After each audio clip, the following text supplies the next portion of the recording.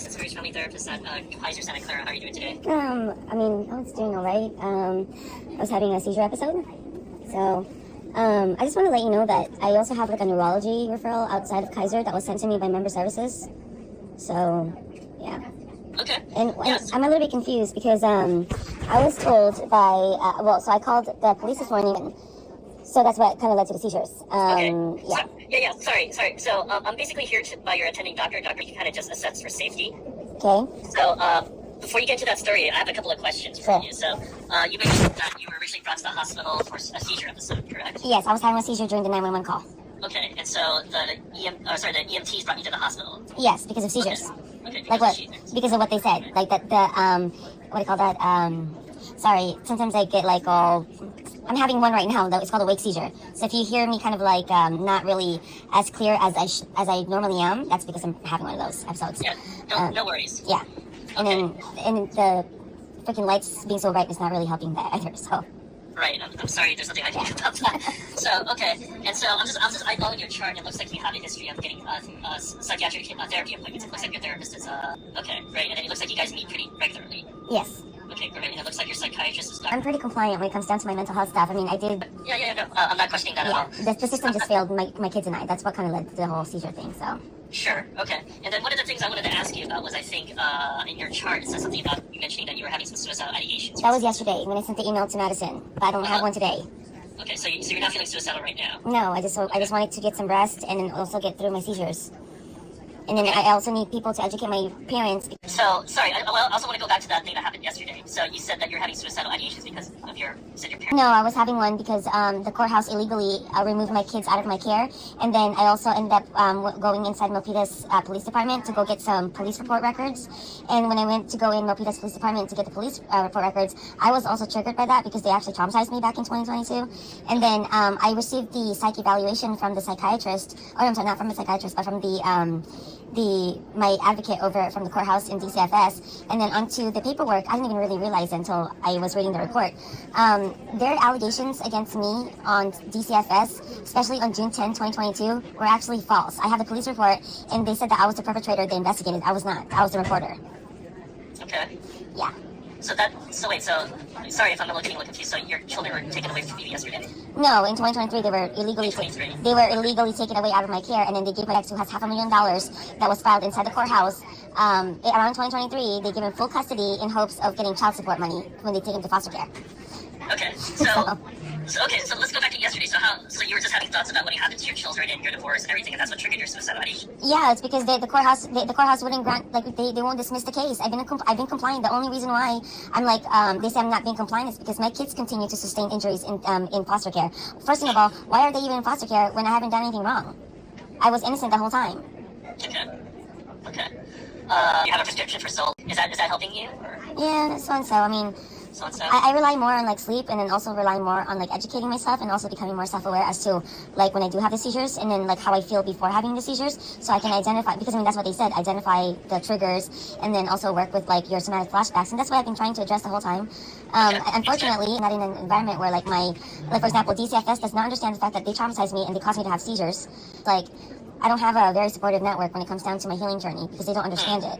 There's still a very big bias about mental illness or like mental health in general, and then also alongside with seizures or psychogenic seizures. Right now, we don't know, the neurologist and I don't know if it's for sure my seizures are actually non-epileptic, because when I took the test, some of the wires that were on my head were like off my head for like a couple hours, so. Okay.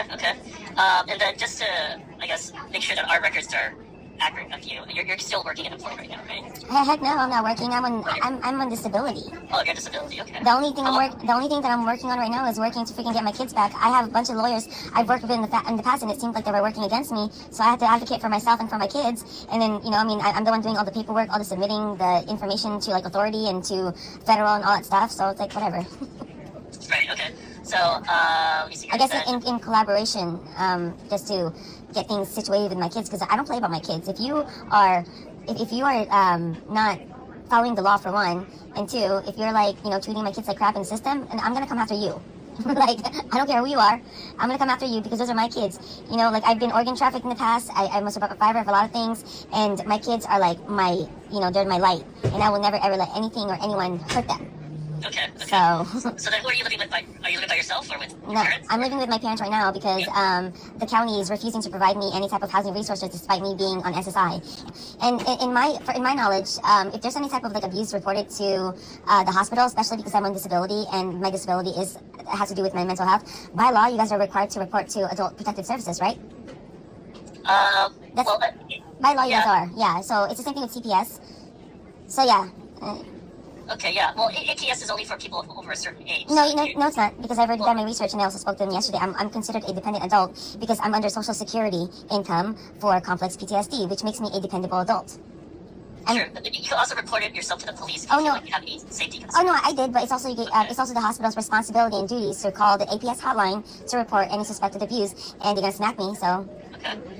Are you able to, feed yourself, take care of yourself, and maybe alone? Yeah. I just have to.